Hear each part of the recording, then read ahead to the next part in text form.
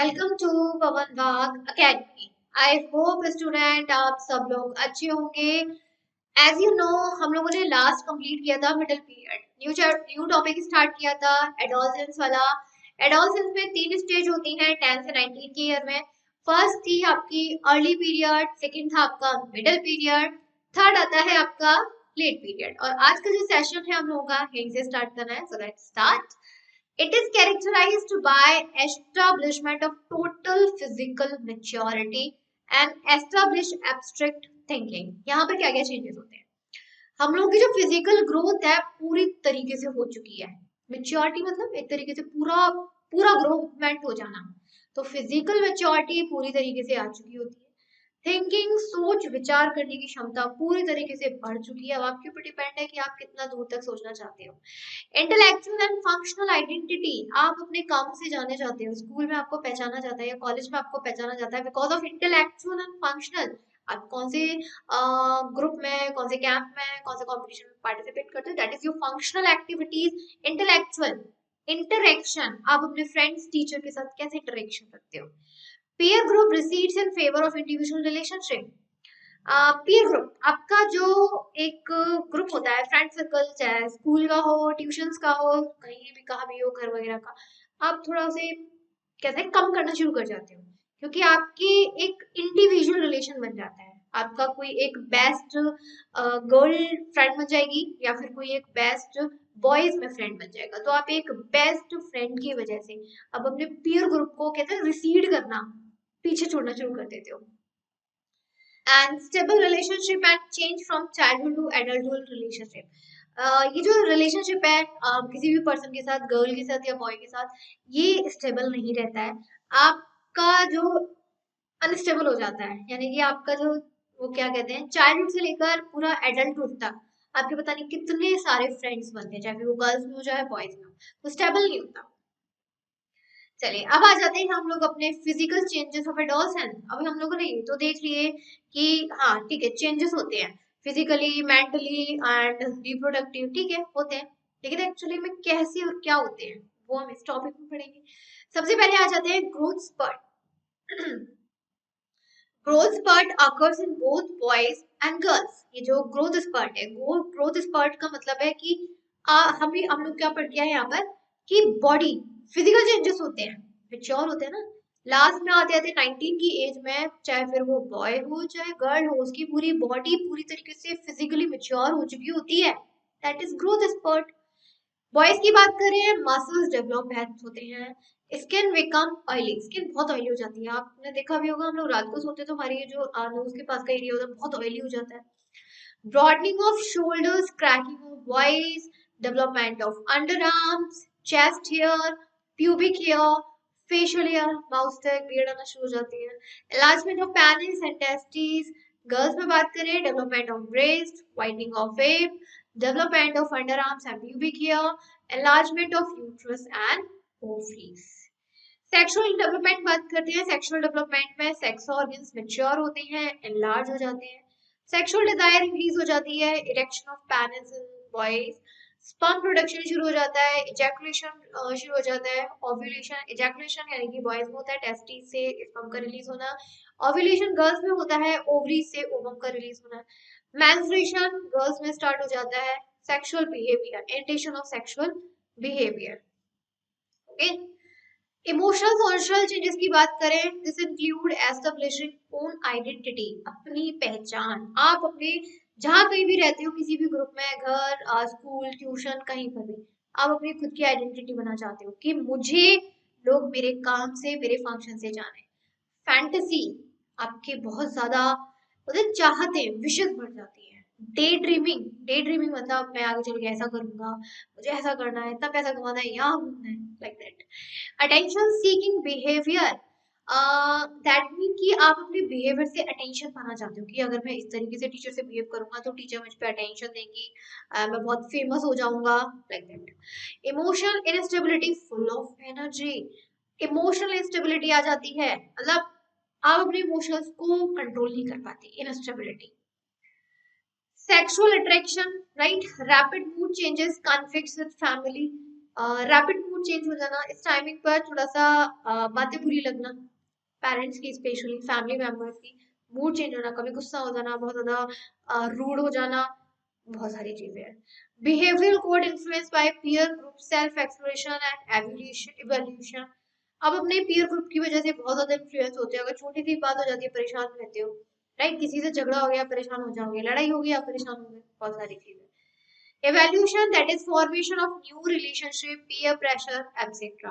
New relationship in the sense अगर आपके group में कोई भी न्यू गर्ल या न्यू बॉय आए हो, then you have to become a friend of his or her. That is new relationship. And the peer group pressure, that means कि if you have any peer group like in school, in society where you live, and in tuition, like any peer group, उसका pressure, ये काम करना है, इस चीज के लिए पैसे चाहिए, कल वहां जा रहे हैं, मना करोगे दोस्तों से दोस्ती बिगड़ेगी, नहीं करोगे तो पेरेंट्स, राइट, तो ये प्रेशर बन जाता है हम लोग के ऊपर।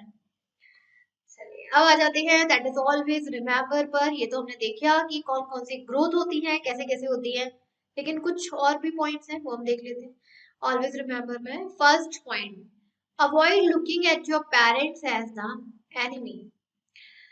देखिए इस एज पर क्या होता है, सबसे ज्यादा हम लोग जो इफेक्टेड होते हैं, इन्फ्लुएंस्ड होते हैं, वो होते हैं हम लोग पीयर ग्रुप से। उसने ऐसा कहा है मुझे ऐसा करना है, उसने ये काम किया है मुझे करना है, इफेक्टेड होते हैं। पेरेंट्स ने मना कर दिया, then your parents become your enemy, दुश्मन हो गए आपके, बोला तो बोला कैसे, मुझे मना किया तो किया कैसे। So try to understand that your parents are human beings with their own needs and feelings. So आपके parents have more experience than you. They are more experienced than you. And वो आपको कभी भी गलत बोलते हैं ना, एक सलाह ना देना, वो नहीं देंगे भाई, उनकी भी कुछ नीड्स और फीलिंग्स होती हैं, समझते हैं, एक्सपीरियंस्ड हैं। So listen to your parents. Listen to your parents with an open mind and try to see their point of view. शांति से सुनिए, खुले दिमाग से सोचिए समझिए उनकी बातों को, और उनके पॉइंट ऑफ व्यू को समझिए, एक्चुअली वो आपसे कहना क्या चाह रहे हैं, because they are always right. Share your feelings with your parents so that they can understand you better, and if you are feeling that your parents are not understanding you, then share your feelings, that what will you think. सोचते क्या हो आप, अपनी एक बार mind, एक मतलब point of view तो रखिए उनके सामने, actually what do you want. If you are right then they will support you, but if you're not right, they will not support you. Simple. Live to up your responsibility at home and school so that your parents will be more inclined to grant you the kind of independence you want and need. सबसे बड़ी बात, parents want as a responsible person to you. वो चाहते हैं कि आप responsible बने, right? चाहे फिर घर पे हो, चाहे स्कूल में हो. If you are responsible towards your home and as well as in school, you will be a independent person you want and need. आपको वो जो फ्रीडम होती है ना, जो हर कोई चाहता है, वो आपको दे दी जाएगी। आपको जो चाहिए, जिसकी नीड है, वो आपको मिल जाएगी। First, become a responsible person to your parents and school. Bolster your criticism of family, school and government with suggestions for practical improvements. अगर आपको कोई भी फैमिली, स्कूल या गवर्नमेंट से कोई सजेशन दिया जा रहा है किसी भी गलत काम, किसी भी चीज के लिए, so you have to listen. आप उसको प्रैक्टिकली सोचिए, ना कि इमोशनली। लाइफ में हमेशा प्रैक्टिकल रहिए, इमोशनल मत रहिए। इमोशन से काम नहीं चलता है, प्रैक्टिकल होके काम चलता है। There is no value of emotions, only of practical. So be practical and think practical. Be as courteous and considerate to your own parents as you would be the parents of your friends. एक second, as be as courteous and considerate to your own parents as you will be to the parents of your parents. अब यहाँ पर देखिए of your friends में कि आप हमेशा अपने पेरेंट्स के साथ साथ अपने पेरेंट्स की तो बात सुनिए, उनकी बातों पर कंसिडरेट करिए, जो कहना चाह रहे हैं समझिए, उनकी बातों को फॉलो कीजिए, राइट। और अपने फ्रेंड्स को भी इस चीज को बताइए, then follow your parents instruction and considerations, ताकि आप एक ऐसा ना हो कि आप अच्छी राह पर जा रहे हैं लेकिन आपके फ्रेंड्स गलत हैं कहीं ना कहीं, तो आप उनको भी सलाह दीजिए। सलाह देना कोई बुरी बात नहीं है, मानना ना मानना उसकी बात है, बस आप अपना रिस्पॉन्सिबिलिटी निभा दीजिए। चलिए नेक्स्ट आते हैं mental health and adolescence. Adolescence की टाइमिंग पर ना कहते हैं ना, दिमाग बहुत बदलता है, दिमाग, मेंटल हेल्थ में बहुत तो कहते हैं प्रेशर पड़ना, बहुत सारी चीजें होती है। तो वो क्या है वही देखते हैं। Many of the emotions and social changes have implications on the mental health. देखिए हम लोगों के इस पूरे एडोलसेंस के टाइमिंग पर 10 से 19 ईयर की एज में बहुत सारे इमोशंस हैं जो हमारी बॉडी में डेवलप होते हैं। हम लोगों से मिलते हैं, जगह जगह पर जाते हैं, ट्यूशन हुए, यहाँ हुए, आप सोशली इंटरेक्ट होते हो। और जब आप सोशली इंटरेक्ट होते हो तो कहीं ना कहीं सोशल सोसाइटी के अकॉर्डिंग आपको अपने अंदर चेंजेस लाने पड़ते हैं। तो इमोशनल बिहेवियर भी है। अब एक एग्जांपल ले लो, आपके पेरेंट्स ने बहुत डांट दिया और इस टाइमिंग पर तो उनका डांटना ना ऐसा लगता है दुश्मन, यार लगता है, सबको लगता है, आपको ऐसी बात नहीं है, आप लोगों ने कभी इस चीज को महसूस भी किया होगा, they are enemy of us. अब अचानक से क्या हुआ, आपको आपके फ्रेंड मतलब कोई पड़ोस में कोई आ गया, सोसाइटी से कोई आ गया, you don't you can't show your emotions, angry emotions publicly, you have to control them, control कर जाओगे ना, and your fake smile on your face, आपके फेस पे एक फेक स्माइल आ जाएगी, that will affect your mental health, it will affect on your mental health. And the most of the mental health issues that people comfort as adult being to appear in adolescence, लोग बाग पागल पागल हो जाते हैं ना, कहता है यार सन की इंसान है, सुना भी होगा आप लोगों ने, सन की इंसान, दे आर नॉट सन की, आई मीन टू से इट इज ही और शी नॉट सन की, हिंदी बोल रहे थोड़ा सा। एक्चुअली में क्या हुआ कि उसके एडोलसेंस में इमोशनल और सोशल चेंजेस इतने हुए, इतने ज्यादा प्रेशर उस पे हुआ कि वो एडल्ट होते होते होते होते उसका मेंटल हेल्थ इशू आ गया, राइट। मेंटल हेल्थ में कंफ्यूजन, इरिटेशन, कंफ्यूजन में अरे यार क्या करें समझ में नहीं आ रहा, you are not able to think anything, anything, आप कुछ समझ नहीं पा रहे हो, कुछ समझ में नहीं आ रहा है, बॉडी को इरिटेशन हो जाती है, क्या फालतू इंसान है क्या, दिमाग खराब कर रहा है, लाइक दैट, टाइम वेस्ट कर रहा है। मूडीनेस, मूडीनेस इन द सेंस अकेले रहना है, ठीक है, किसी से बात नहीं करनी है, फ्रेंड आ गए, चलो यार घूमने चल रहे हैं, है ना, मूडीनेस। फ्रस्ट्रेशन, किसी ने कुछ कह दिया, दिमाग खराब हो गया, इसने मुझे मना तो करा कैसे, क्यों किया। नॉजिया, थोड़ा सा कहते हैं ना कि जब हम किसी चीज से सफोकेट हो जाते हैं, सफोकेशन होना शुरू हो जाती है, मतलब बांध के रख देना, कहते हैं बच्चों को बांध के नहीं रखना चाहिए, तो किसी चीज को बांध के रख देना उनकी मर्जी की ना, मतलब ठीक है पेरेंट्स अच्छी सलाह देते हैं, वैलिड गुड, मैं नहीं मना कर रही, बट कुछ अंडरस्टैंड बच्चों को भी करना चाहिए, अंडरस्टैंडिंग पेरेंट्स अगर उनके अपने बच्चों की अंडरस्टैंडिंग को समझेंगे तो हो सकता है कहते ना एक दोनों तरफ से बैलेंस चलना चाहिए, पेरेंट्स का बच्चे का, पेरेंट्स बच्चे की समझिए, बच्चे पेरेंट्स की समझेंगे, बैलेंस चलेगा, सब चीज ठीक रहेगी, किसी को कोई प्रॉब्लम नहीं है। तो जो सफोकेशन हो जाती है ना, सफोकेशन से नॉर्मल थोड़ा सा तबीयत खराब सी फील होने लग गया, लेस कंसंट्रेशन, पढ़ाई में कंसंट्रेशन से घट जाएगा, बाप से कुछ कह दिया, एनिमी बन गए, पढ़ाई में ध्यान नहीं है, फ्रेंड से गड़बड़ हो गई, कुछ भी लड़ाई झगड़ा, कुछ भी किसी से बहस, लेस कंसंट्रेशन, पढ़ाई में ध्यान नहीं लगा, टीचर ने कुछ कह दिया, एक बार आपकी हमेशा 100 में से 99% आती है, लेकिन एक बार आपकी गलती से 90% आ गई, टीचर ने कह दिया you are a bad boy, you are not concentrating in your studies, बस गुस्सा हो गए, लेस कंसंट्रेशन। हाइपर एक्टिविटी, जल्दबाजी में काम करना, कि किसी ने कुछ कहा नहीं, टीचर ने कहा कि मेरे लिए ये काम करके दो, गलती से जल्दी जल्दी में काम करने में काम बिगड़ गया, हाइपर एक्टिविटी नहीं करनी है। गुस्सा तो इस टाइमिंग पर इतना आता है कि जवाब नहीं, इतना गुस्सा बढ़ गया, कहाँ से आता है पता ही नहीं चलता। लाइफस्टाइल पर इफेक्ट पड़ता है, लाइक ओबेसिटी, मोटापा, इस टाइमिंग पर सबसे ज्यादा लोग मोटे हो जाते हैं ना, एज पर होते हैं। एडिक्शन, गलत लग जाना, लत लग जाना, इस टाइमिंग पे सबसे ज्यादा गलत लत लगती है। एक्सीडेंट्स पॉसिबल है भाई, leading to ill health possible है, कभी कुछ हो सकता है भाई, वो हम नहीं कह सकते। The mental illness, in fact, is in the terms of different forms of depression, like insomnia, loss of energy. अब ये जो हम लोग की मेंटल हेल्थ बिगड़ जाती है, मेंटल इलनेस आती है, इससे लोग वाग चले जाते हैं डिप्रेशन में। Depression is not a disease, if you are thinking that student that depression is like a big disease, no, depression actually में मैं सिर्फ ये कहूंगी that depression depends on us, depression कोई डिसीज नहीं है, ये हमारे ऊपर डिपेंड करता है कि हम अपने माइंड को कितना कंट्रोल कर सकते हैं, right.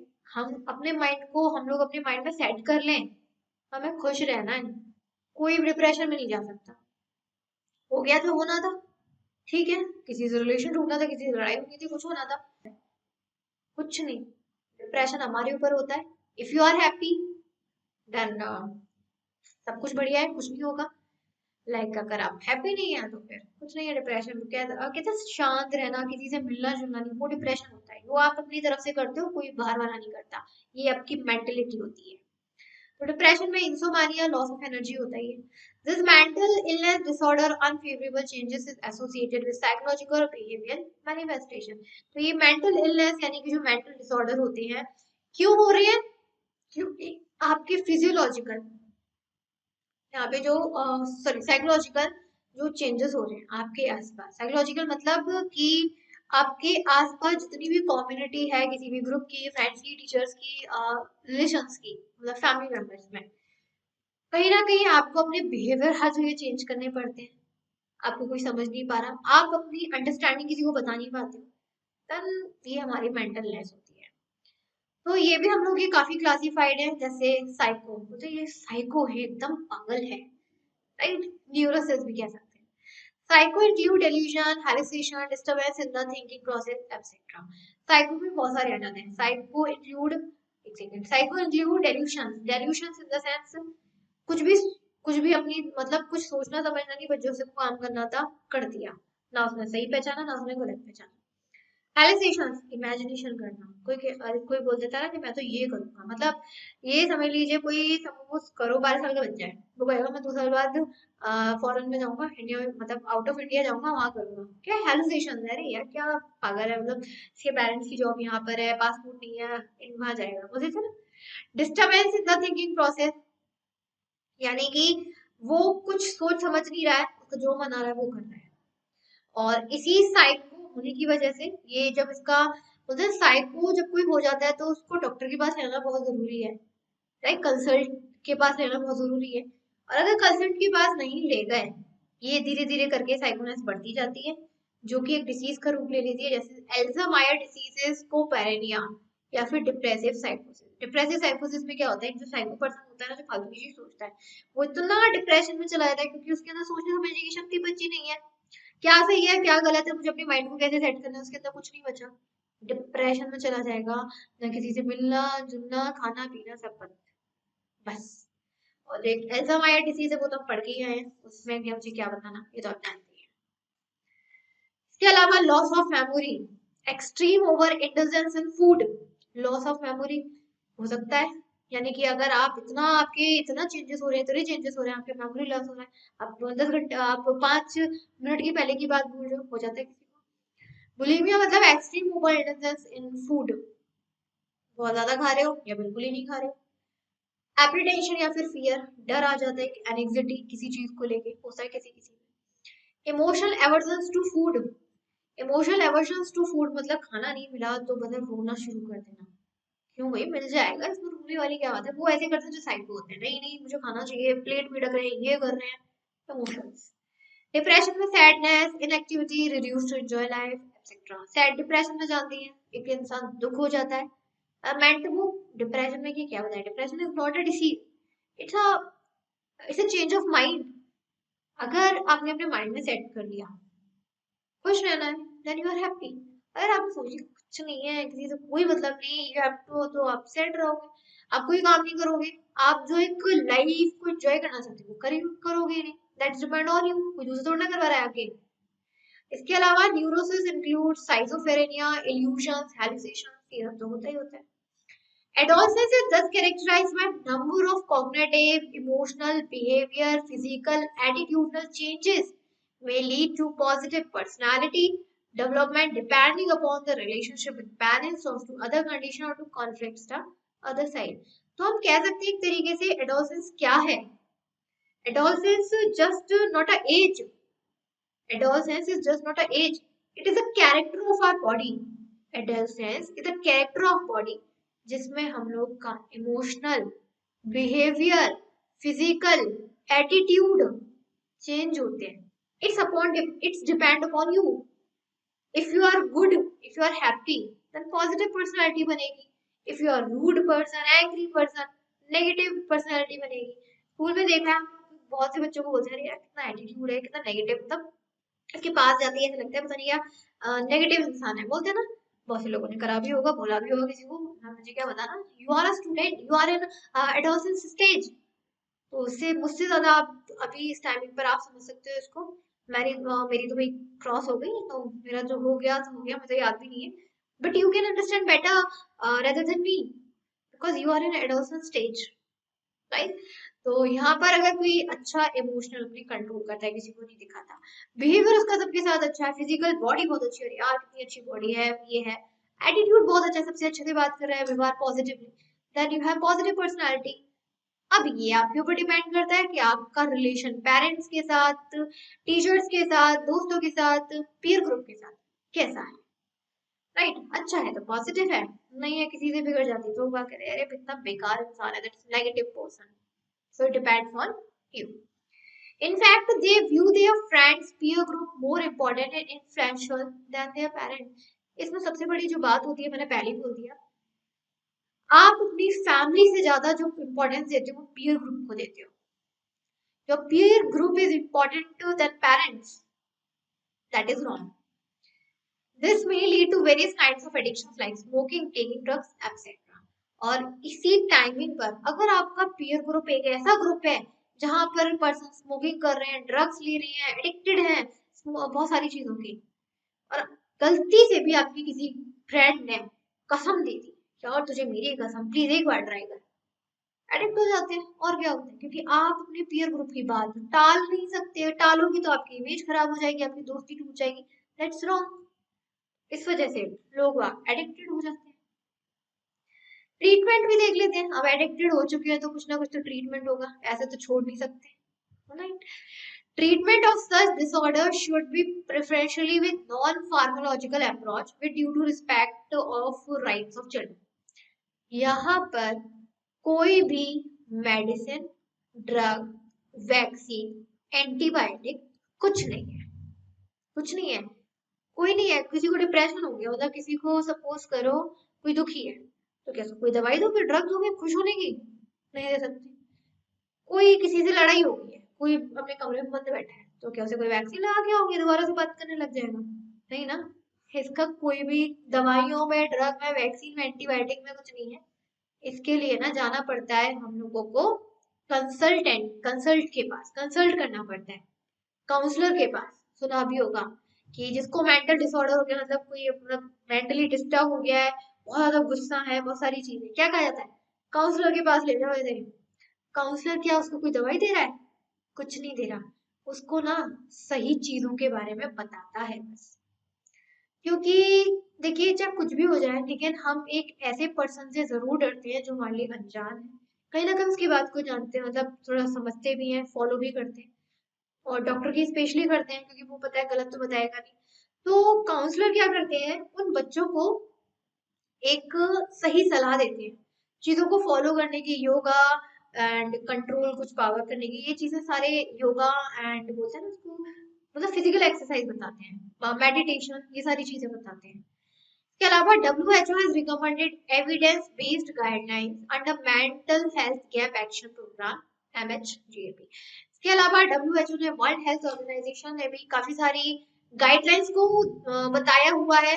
Mental health gap action programme के तहत एक प्रोग्राम है जो कि जिसका नाम है mental health gap action programme.